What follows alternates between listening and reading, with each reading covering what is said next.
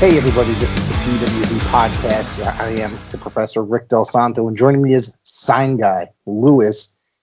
We're going to be talking about some local Connecticut professional wrestling, independent wrestling that we both enjoy, and of course, this weekend's upcoming big event for Paradise Alley Pro Wrestling, King of Paradise. Lewis, how are you, sir? Good. First off, let's start with that. You are probably one of the few people that actually know I have a name besides Sign Guy. I don't know if I should have said it. Are you mad that I said that? No, I'm not. You know what's funny is I've always wanted a nickname growing up, and I've never had one. And I finally get one, and I'm like, I wonder if people know my actual name. I don't even know how that ended up coming up, the introduction to your name. I really don't, because I knew you as Sign Guy for forever. So before we get started, let's just talk about that. How did you get the name Sign Guy and the Sign family? Well, first of all, props to Don Kincaid, because Kincaid came up with the name himself. I never at any point said, hey, Sign Guy, because I don't think anybody says, I'm that guy with the signs. As for the sign thing, it just kind of started. I mean, you see me all the time. A lot of people see me out there. My kids, they see me with my older son, and now I'm bringing my younger son. And it just became a way to get them engaged with everybody, get them to enjoy the show more, because the more that they're enjoying it, the more I'm going to enjoy it, because then they'll let me sit and watch, and they'll sit and watch. So everybody ends up happy. And then you're pretty lucky that your kids sit and watch. I have a 5-year-old that I bring to shows with me sometimes. I haven't since the pandemic has gone on, but once things get a little bit back to normal, I do plan on bringing him back to shows. But continue your story. He won't sit still is the point of my story. That's what I was about to say. I mean, does any kid really sit still? Mine only sits still. I'm always packed. That's the first thing that people notice. They're like, "Oh, dude, you got everything for your kids. I got snacks. I got stuff to clean their butt. I got chairs. Just at another show, I broke out chairs while we were waiting in line. I set up 2 folding chairs, and I'm like, oh, the kids are going to sit there. Yup. So what else? Basically, you said you started bringing your kids. It was Don Kincaid that got you. Basically started calling you the Sign Guy, because you were just the guy that always made signs. You and your kids started bonding over that. Yeah, because I was the mystery guy in the win with the signs, because I just started having social media when I started going to wrestling, and I only use it for purposes for that, really, to connect with a lot of people that I've met over the course of going to wrestling. And no one knew who I was, knew what to call me. They just knew I was the guy with the kid, with the 2-year-old with the sign screaming, "You suck." That's awesome. That's awesome. I think that's actually how we met, through social media and going to Paradise Alley shows. And look at this. It's been, probably almost close to 3 years now, 2.5 years, and formed a pretty good friendship and bond over professional wrestling. We even get together every now and again, like this, or even out in public at a bar, but whatever. Which we're going to have to do again at some point, and go get completely blitzed and talk wrestling again. I know they can't close the bar at 11. I mean, that's the issue, Yeah. Close the bar at 11, and let me leave my house at 10. Closing the bar at 11 don't work. Yeah, but I'm getting old. I used to remember that, I used to start my nights at 10 or 11 o'clock and end them at 3 or 4 in the morning. So now I gotta, I'm just waking up at 6 or 7 to get ready for work, and I can't hang like I used to. Well, the body parts don't work the same way. The hangovers aren't the same. I definitely feel them a hell of a lot worse nowadays. So you started. What was before we start breaking down Paradise Alley show coming up? What was the first show you ended up going to with your kids? What was the organization?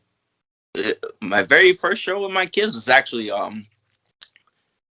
an NXT show with my older son. We did an NXT show right before, a week before we did an alley fight show.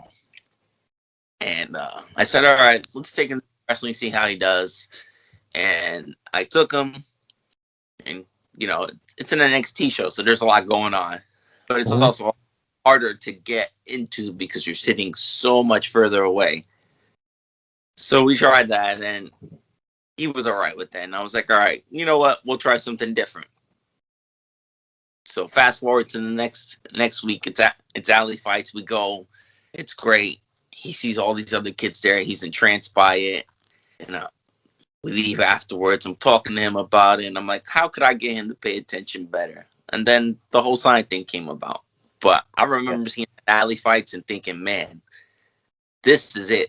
This is what I want to see. This is how close I want to be to everything, that I could feel like I'm actually really, really a part of the storyline, that I really could see what's going on and enjoy it. You know, it's like a sports game. You want to sit front row when you want to see your favorite team. Right.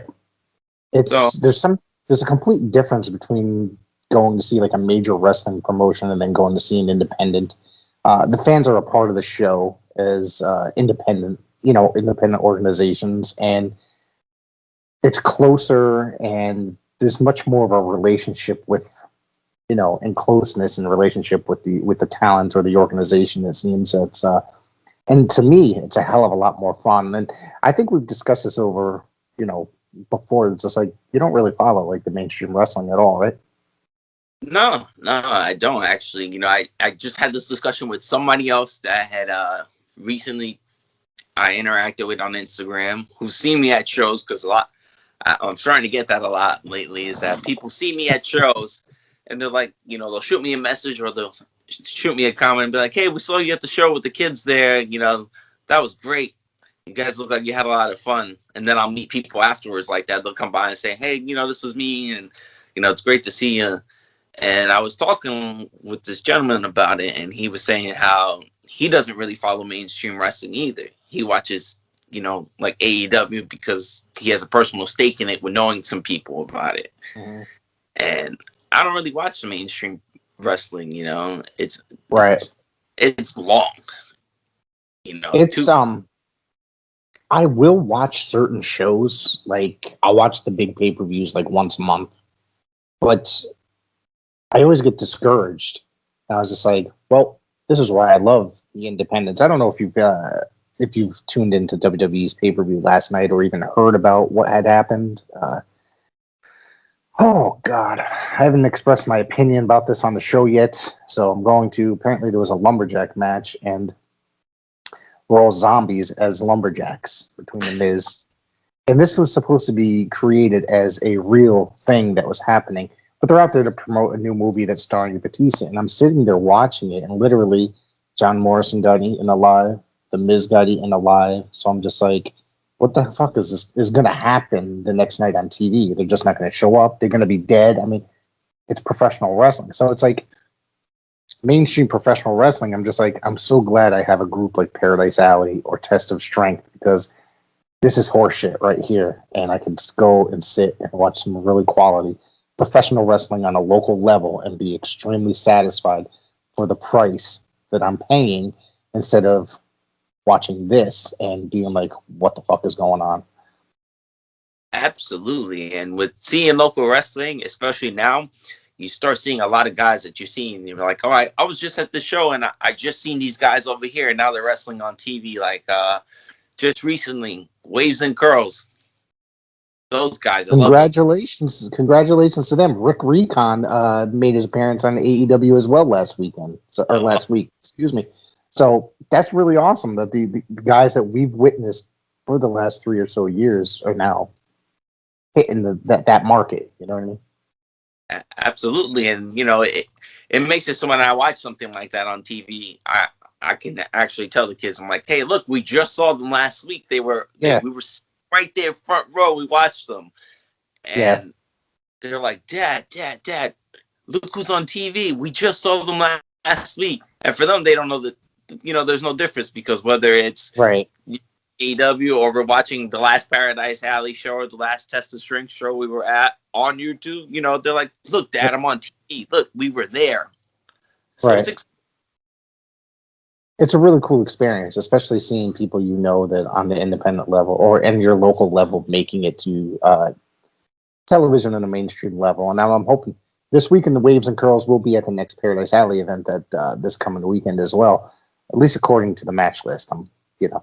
So they're going to be But before we get into that, there's another thing I want to talk to you about. Apparently, you guys have a feud with the firm as well, correct? Sort of. I, mean, I guess we're not friends. I didn't know we were feuding. I mean, I'm always going to come up on the winning side. To me, it's not a feud. They don't like your. They don't like your signs, man. From what I understand. No, those guys, never. I mean, they're all right. all I could say, the truth really hurts. Uh-huh. Those guys are great. They are some of my absolute favorite villains of all time. Absolutely, I do like them. So who are you guys? Who are you into around here? Like as far as like what are some of your favorites?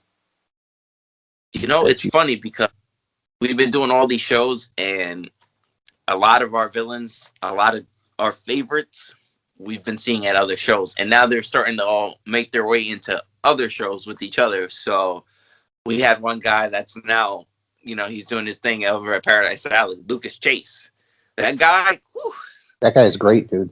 We started seeing him at another promotion, Blood, Sweat, and Tears Wrestling, and then all of a sudden, now he's at Paradise Alley doing his thing. So it's nice to see things like that where I can enjoy people from other promotions, and I'm like, hey, you know, I just saw them over here, and now they're over here. I'm like, dude, they're great. You're in for a treat. That's the best part about the Connecticut scene. A lot of the organizations interact, like the talent goes in and out, you know, of the I don't know, how many organizations do we have based out of Connecticut? Is there 3 or 4? I'm trying to think. Blood, Sweat. I heard Blood, Sweat, and Tears was supposed to return. I don't know if that's true at all. Yeah, at this point, I think they're supposed to be doing their summertime show because now we're about to kick into summer, so everything's going to start with their outside venue. Okay. The one thing is that I'm really looking forward to is that the shows are going to start getting announced again soon, and the state is supposed to be opening up in 2 days or whatever. Is May 19th is the rumor that things are going to be start opening up and things are going to be able to be full capacity. So I'm hoping that there's going to be more shows booked in the summer, especially, you know, the Paradise Alley shows, because those seem to be my favorite. You know, you go in there, you pay your little fee, and then you get to see in a little small venue, about a good hour and a half to 2 hours worth of action. About 2 hours worth of action, I'd say. I mean, three for us, you end up sticking around and seeing everything else afterwards too. Oh yeah, I love hanging around and hanging out with the guys. So we do have the King of Paradise this weekend. I'm hoping that I will be able to make it. I just got some news that I might actually be able to make it. I will find out tomorrow for sure. I'm going to bring up the match list. Of course, it's the King of Paradise tournament. This is an event that's held every year, excuse me. And I'm sorry, I'm just taking the time to get this rolling here. And I do have a match listing, and apparently I lost it. Nope. All right, I found it again. Paradise Alley, world champion against the Intercontinental champion. Did I say that right? Yep. It is Zafir Al-Rahihi versus Matthias, and I just think that this is going to be a really good match. I think it's going to be fun. How do you think this one's going to go? I think Matthias is going to overcome Zafar. I don't even know if I'm saying it right, but he's a really good talent. I think that he's really good, and he plays that character, and he plays the same. Shouldn't say plays character, but he's the same exact way. He is Zafar online as well. Like he does, he keeps it going. You know, with all his posts, he just like he is that person on his social media, like on Instagram and Facebook and stuff. So. Definitely. I follow him on Twitter and Instagram, and I see all the time, you know, his posts are like a chihuahua gnawing at your ankle. Very annoying. Right. So, you know, very hard to forget. As for ring-wise, he's definitely more imposing than Matthias. I would say that. Matthias is a hard person to beat. I mean, he's come up against some real challenges in the ring there. I mean, just look at him and what was it, Vlad? That whole thing Vlad and that was going. yeah, Vlad's a big guy, and kind of he got him really good the first time, and then he got to win the title back, which in controversial fashion. So, but he did win the title back, and good for him, 2-time Paradise Alley champion. But that I don't know what happened with Vlad, but he only came in for a short period, and then he never defended the title. I don't know what the other than that one time where he lost it. So I don't know what his deal with Paradise Alley was. I'm not sure either. I mean, I remember seeing when he kind of creeped in on his first go, and it's like, oh, this could go somewhere interesting. And then we saw him get the title, and we saw him lose the title, and I don't know what else is going on. It was very the videos that they just kept showing, like the video screens where he was like hacking in, and then he just like would appear, and it was very interesting. And then he appeared and just like 2 shows in a row before they actually ended up booking a match, and then it just ended up he ended up taking that title relatively quickly. That was had to be right prior to the pandemic, I think. It was probably the last show. It was the last show before everything shut down. I remember over a year ago. That was the. Were you at that one? That was the Hercules Fernandez show. Yeah, that was a good show, but it was like you can definitely tell the pandemic was just starting, because it was like a very weird feel in the building that evening. So yeah, this last year in wrestling has been weird. You know, I've been to shows where there's all these barriers and stuff, and you know, everybody's social distancing, so it definitely changes how you're a fan at the show, because you go from really interacting with the person next to you to the person next to you is whoever you bring with you. And for me, you know, right, it's a 3-year-old and a 2-year-old, so the conversation is limited, but the feelings are the same. Right. It's definitely an interesting time this past year for wrestling, because it's just like I said, there's a lot of organizations would do just online shows where it was empty arena. I know Paradise Alley did some, and then some organizations would do some live events where it was just you can only fit 30 people in there, you know, or something like really small. And then some organizations were doing outdoor, like bigger outdoor, like out in like a field and stuff like that, setting up a ring, so you'd be able to have more people, but they'd be more spread apart. But man, I'm glad that things seem to be changing in a positive direction, because like, you know, the independent wrestling really suffered for that last year, you know, because of the whole entire thing, because of the whole entire pandemic. But and the fans, I think, suffered as well. They didn't get to see a lot of shows that they always like to see. You know, us, we were probably there. What were they doing? Like anywhere from 1 to maybe 3 shows a month for a little while, right? It seemed like. Absolutely. You know, that's get out of the house. Exactly. And we were at just about every one of them. So it's like, yeah, man, it's just like the whole year has been very strange. Where do we talk to other adults? I don't talk. How do you make friends, really? On my, you know, my social media. It's like, or like I text you and my other friends back and forth. Like I don't get to hang out that often. You know what I mean? It's just a busy family guy. I'm not like, you know, I'm not complaining necessarily, but you need that bond or that escape, and professional wrestling is it for me for the most part. Once in a while it'll be a concert, but there's been more wrestling in the state that's been socially distanced than any concerts as well. And I gotta say that I'm dying to go to a concert at like really. I know I bought tickets for a concert it's coming up in October, but it's still months and months away. It's just really bizarre. So to think about. They're doing concerts again. I noticed that they're figuring out ways, just like they did with wrestling, ways to work around everything and make people feel comfortable. And I know, like, I've seen an ad on my phone earlier. They're doing like a drive-in concert up in Massachusetts for a country. where it's it's like $70 a car, and you drive in, and everybody's socially distanced, park X amount of feet from each other, and can enjoy the concert without having to be next to anybody. Right. I don't know if I'd. And that's pretty weird.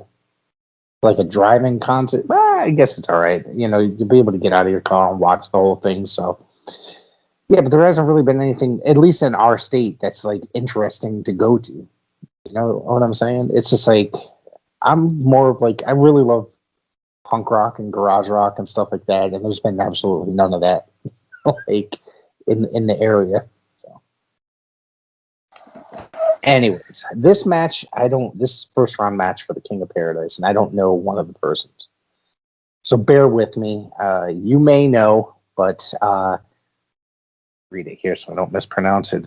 Saru versus Ichiban, my new favorite wrestler, Ichiban. I've heard the name many, many times, and I finally got to see Ichiban at a Paradise Alley show probably 2 shows back, and I thought it was just a great gimmick. It's hilarious, and there's some talent there because I guess definitely sucks the crowd in and gets them onto his side. I have been following Ichiban since Ichiban debuted at Test of Strength. He debuted on one of their training days, one of their school shows.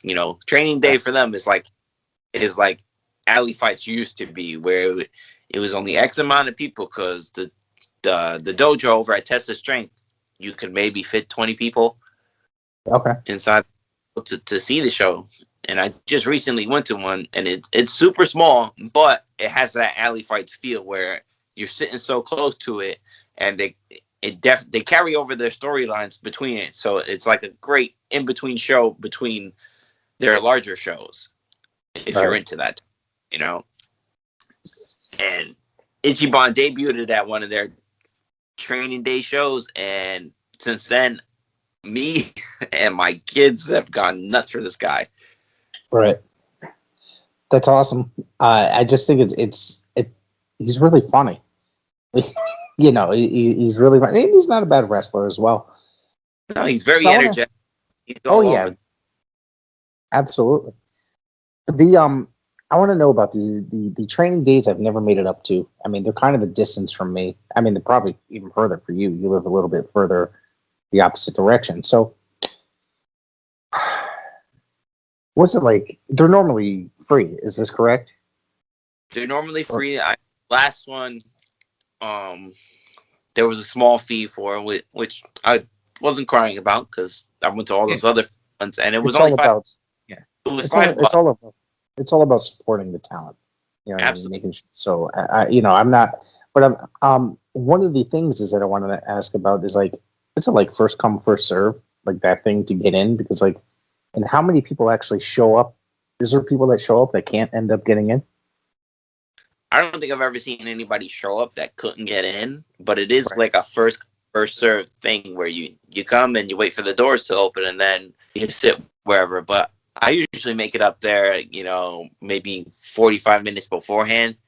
Mm-hmm. And like last time we went, the weather was beautiful, so it didn't matter to me that we were sitting outside waiting. I was on I did a little the pot segment with Don.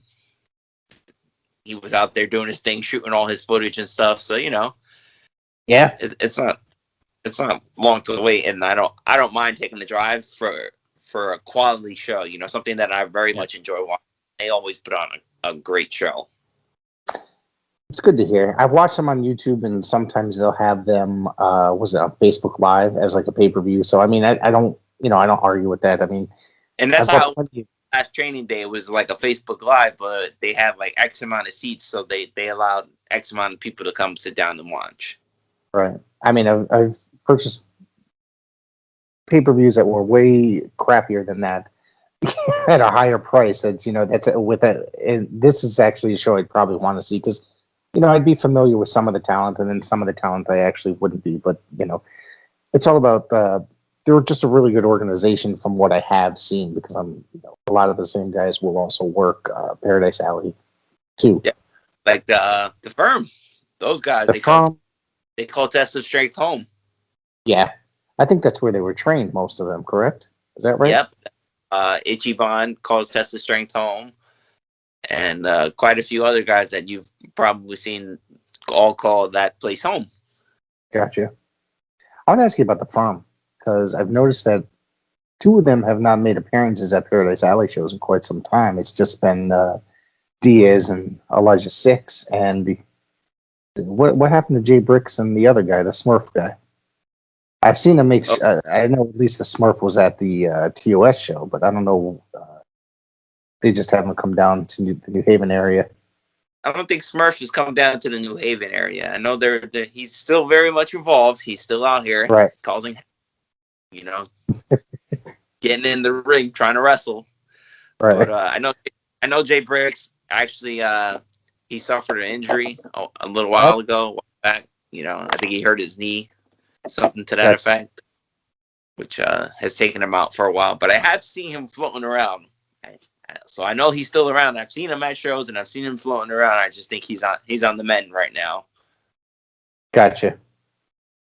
So this is a match that I'm really interested in the first round matchup for King of Paradise. Kind of concerned for the youngster in this match. It's going to be Bull Dread taking on Kylon King. Don't kill him, Dread. Don't take his head off, Dread. He's young and he's a lot to live for. Right. He's still young. I really wouldn't be surprised. My guess is that the direction that's going to go in is that Kylon's going to pull off an upset victory over Dread. I mean, everybody loves Bull Dread. If you don't love Bull Dread, it's great. There's wrong with you. All right. He's a massive man. He's a huge powerhouse when it comes to wrestling. He puts on a great show, and he absolutely adores kids. My kids love Bull, and I know that a lot of other people's kids love Bull Dread too because he's just such an excellent human being. Yeah. But Kylon is definitely very young, very agile, and very hungry. And putting him up against somebody who's a veteran like Bull Dread is definitely a great experience for Kylon. Right. What's the belt? Did he win the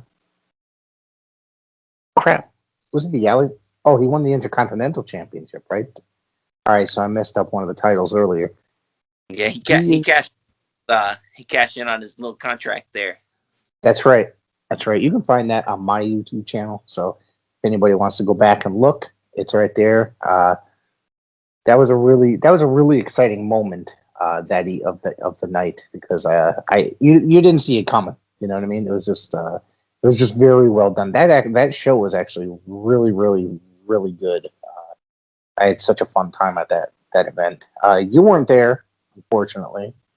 No, I wasn't. The little man turned 2 on the exact day of the show, so we couldn't make it. There's nothing better than to celebrate a birthday with a wrestling show. That's what I did for my birthday last year. I found myself at a Paradise Alley show. we could do that for our birthdays, but when it comes to the kids' birthday, wife's not trying. Flash, Waller, and High Voltage Omar. Now I just saw Omar. Did I get that right? Let's just make sure. Yes, I did. I just saw him for the first time, I think a couple shows back in Paradise Alley. I was really impressed with this guy. I really, really, really was. I thought he was really good. I'm sure you've seen him prior to Paradise Alley. Is that correct? No, I saw High Voltage Omar for the first time. First of all, happy birthday, High Voltage Omar. Today is his day. Oh, happy birthday, sir. So I love HVO. He's grown on me like mildew grows on shower walls. There's something about the way he gyrates against people that I really identify with. And the first time I seen him was at the Taco Fest when Paradise Alley was at Taco Fest the second time. Okay, I was at the second one. I don't remember. Wow, that was a long day though. Contest and I believe that he won the taco eating contest and wrestled right after. Oh my god! And I HBO, and I'm like, man, this guy just like scarfed down the whole 12 box from Taco Bell in a taco eating contest, and he's about to wrestle. And I'm like, oh my god, I hope he doesn't crap himself. I hope that Taco Fest happens again because like that was a really good day. Like they did the wrestling the whole day. They'd have a match, and then you go walk around for a little while. About 20 minutes later, they'd have another match, and then and it just went like that the whole day. It was so much fun. I just walked around and eat shit the whole day, like the fat ass that I am, and watch wrestling. I was like, my two favorite things in the world. I had all my kids with me that day, by the way. So, You got a large tribe too. but yeah, I mean, I have my kids. My wife has her kids. But because we're both on second marriages. So, mind you, there's 8 kids altogether. So, Oh, I know. Holy crap. There's 8 of me too. It's ridiculous. Holidays are quite the experience, and the stress level is very high in those days. But it's a lot of fun. I wouldn't change it for the world. I love everybody and the kids as much as they might drive me crazy, but I do love them all. So, all right, let's see. Another first round match: Maxim Morozov and Bloodsaw. What do you think of Bloodsaw? Let's ask you that. I don't know. I don't think I've ever had a full conversation about Bloodsaw with anybody before. Sip and drink. I do love Bloodsaw. Bloodsaw, I don't know. He's just one of those. I think it's the face paint and the music that it just grabs you. You like the music? He uses was like the '90s Alice Cooper song. Like that was like, I don't know. That's just my opinion when it comes to Alice Cooper. I think it's too late in his career, but to each his own. I run with it. I don't know. It's just once you hear that whole girlish shrill from Alice Cooper kick on, Bloodsaw's about to come out, and Bloodsaw comes out with a. He's got energy. He's got a lot of energy. When you compare him, like I said, first time I saw HBO was at Taco Fest, and the first person I ever seen him face was Bloodsaw. Okay. And, two different types of energies. Bloodsaw comes out and he's super pumped. He's ready to go. When HBO, when he hits that walk, and the first person that gives him a weird look, he's coming at you with a sarcastic ass remark. He's not afraid to tell you go screw yourself. If you don't like it, kiss his ass. And it to me, it's hysterical. All right, so and then there is a 3-way tag match: the Firm versus the Haven. Is that the Haven? Yep, and then Waving against Waves and Girls, AEW Superstars. Should I say that, or is it too early to say that? So after 2 appearances on Dark, I mean, they're super no matter where they go, because those guys travel a lot. I follow them all over social media, and those guys, they're at Paradise Alley. They were just at Test of Strength. They were on AEW. They were on what was it? Limitless Wrestling. Limitless. Round. They've worked Northeast Wrestling. They've worked Northeast Championship Wrestling out of Massachusetts. I know there's definitely other organizations. Those guys are busting their asses and hitting the whole entire Northeast. Just working their asses off and putting in the work and paying their dues, and good luck to them. So anything that they get working, going down to AEW for Dark or what have you, congratulations to them. Like legit, those guys, they deserve it because they're just working as hard as they possibly can to get noticed, and it worked, obviously. I mean, Dark is a show where a lot of younger talent gets they're not going to necessarily make it to Dynamite just yet, but it is a show where a lot of more local talent is brought in and given a shot on a national platform. So that's pretty fucking awesome that they're on there. I mean, it's the same thing with like baseball. You've seen a baseball game. I'm sure you've seen like a team's AAA team or AA team play ball. Yeah, because a lot of these teams have their own stadiums that they call home. Right. And it's very nice to see, because sometimes you definitely enjoy AAA ball more than you enjoy Major League ball, because sometimes I feel like when you're on the independent circuit and you're doing the smaller thing like MLW or something like that, Right. you're more in touch with your fans and your fan base. Right. And then you get people that roll over to the WWE, and it changes. It's like going to Major League Baseball. It's just a fact. It's going to change because of where The it's going. relationship. Yeah, the relationship's not there. And you watch, obviously, like I said before, you're not going to watch MLW. There's not going to be fucking zombies, or watching Ring of Honor. There's not going to be zombies. You know what I mean?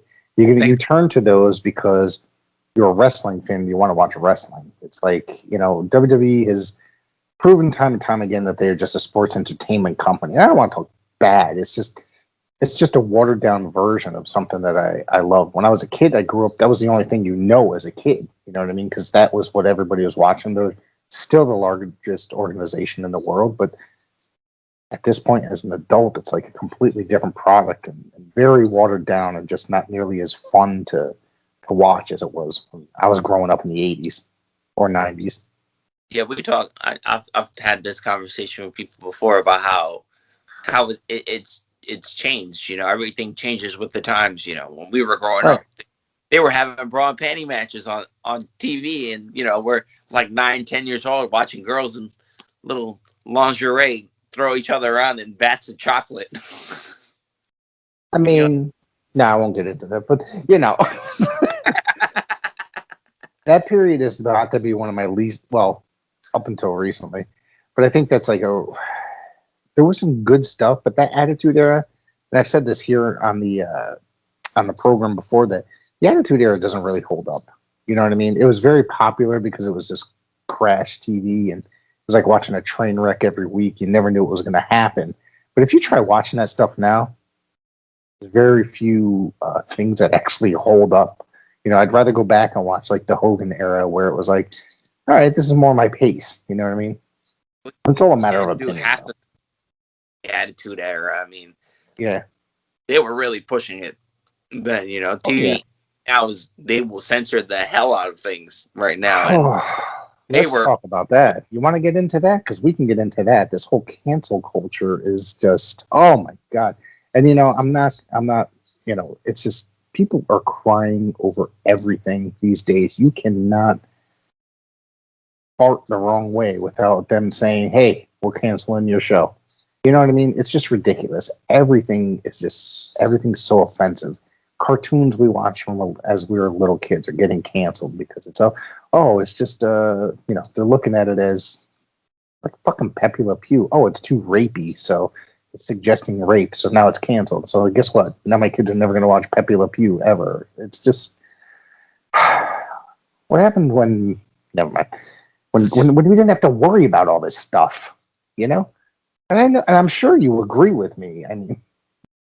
I mean, I do like Pepe Le Pew, and I mean, these things like that are dated. Obviously, they're from a time. It's from a different, exactly.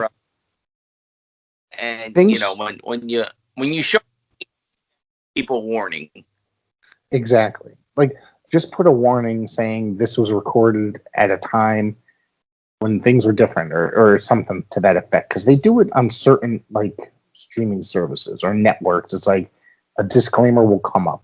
You know what I mean? Like, say if you're watching like American Movie Classics, like this was recorded at a time when things were different. Not necessarily in those words, but and it's like, so what you're getting yourself into when that movie starts, instead of just definitely. It's just pathetic these days. It's really bad. Sorry. I know it's like I notice this stuff and I just get so freaking irritated, because it's like you wake up, you're just like, what's going to get canceled today? You know what I mean? So it's just ridiculous. Tell me about it. I mean, all my childhood favorites are probably going to get banned before I know it. Yeah, dude. I mean, the Dukes of Hazzard, was taken off of TV. Because of the flag on top of the car. And obviously I understand what that flag represents, but it's still a TV show. You know what I mean? And I mean, it's not like, I live in this house, so I definitely get it. You know, yeah, I've oh, I get it.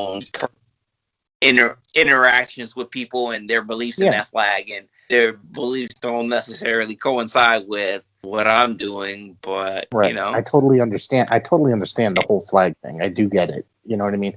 And I support that 100% because I get it. You know what I mean? I'm in a mixed relationship here. You know what I mean? So it's like, and it's just that flag represents something I don't necessarily believe in, but there's just a lot more like other stuff that the cartoons is just ridiculous. Like TV shows are getting ridiculous. That all the shit's just getting canceled.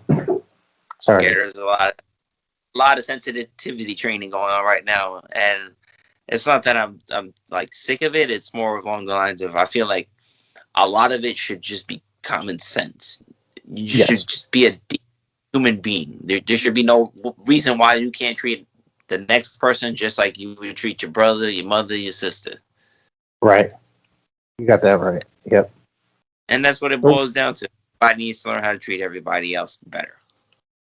Yeah, I mean, and just don't worry about all this crap on TV. Like you said, I know you and I have discussed this, especially.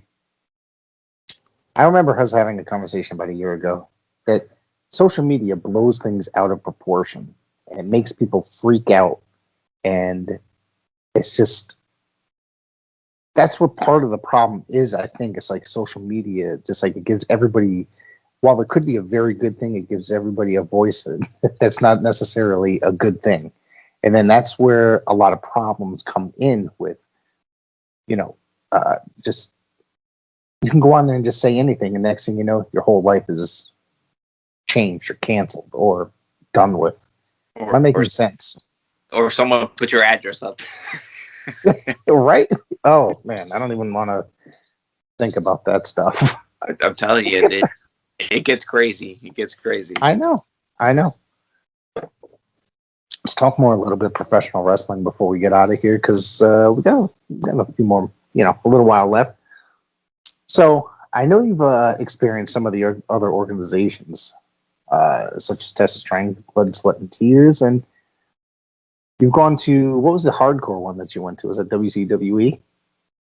Yeah, that was the show at the bar. I did that. Yep. I did on NEW. I've done New World Wrestling Extreme out there in Rhode Island. So I've gotten around. Yeah. How are those shows? The New World Extreme.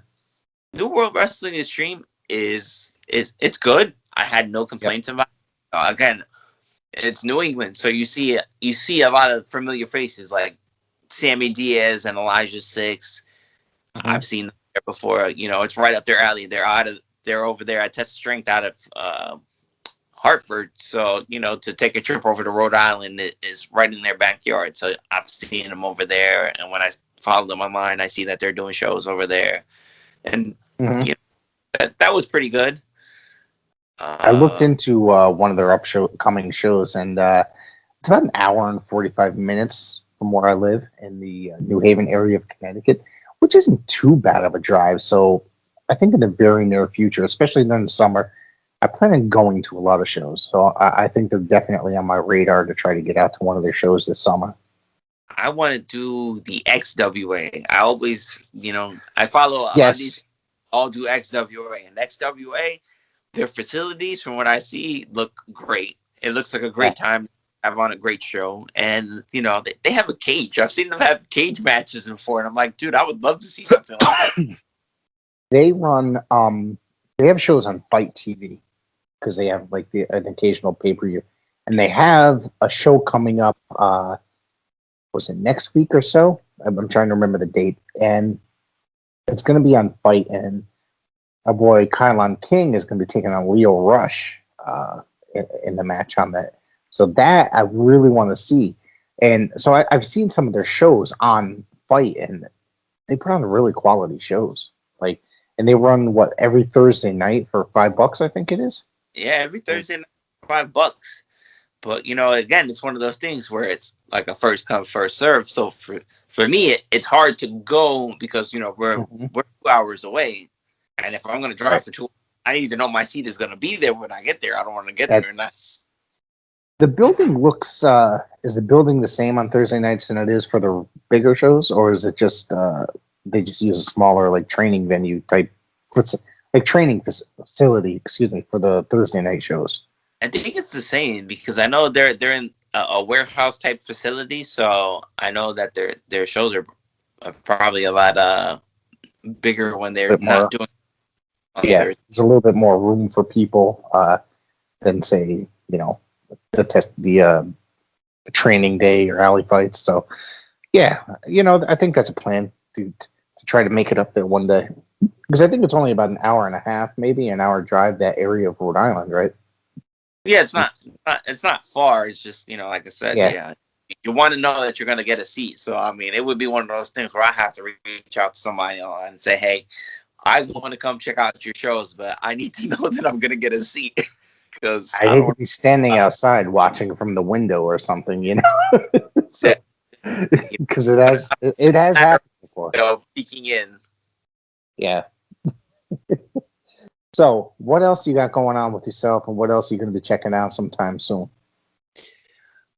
Like we were talking about before, I know Blood, Sweat, and Tears. They're supposed to be starting with a couple events shortly. I'm figuring June everybody's going to start getting full swing with all their Right. shows. So they're a lot closer to me. They're in Bridgeport. Okay. So it's So real close to you. Yeah. yeah, they're definitely worth going back to and checking out. Like I said, they had my guy Lucas Chase there, and that guy, I love him. He's a great wrestler. He's definitely a wrestler steeped in tradition, and Yes, he is. Yep.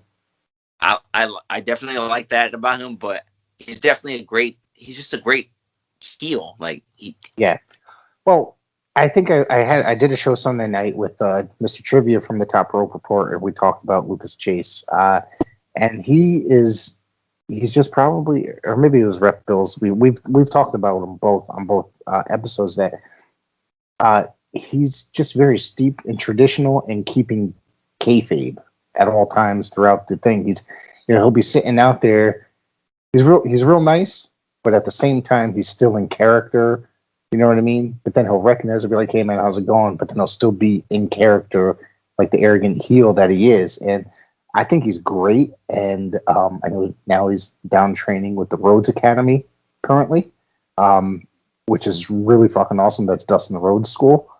And good luck to him. And he's supposed to come on the show sometime soon. It's just a matter. I have spoken to him about a week ago. It's just a matter of getting our schedules synced up together on the same day. he's So I'll get him on here. he's very very busy. Yeah, He's another person he's out there. I see. He's always up to something. He's traveling somewhere. He's practicing, training. He's always up to something. Yeah, he's a good dude, and I can't wait to have him on. I'm really hoping that the schedules will match up. So we're gonna hit the road. Tell us where you could be found. The Sign Guy, Instagram, Twitter. Instagram, Sign Guy Family on Instagram, Twitter, same thing, Sign Guy, and then Facebook again, Sign Guy Family. I mean, I think the Instagram and the Facebook are all tied together. I'm still trying to figure out how to tie the Twitter into it. I'm still pretty new to the social media thing, so I'm still working out everything.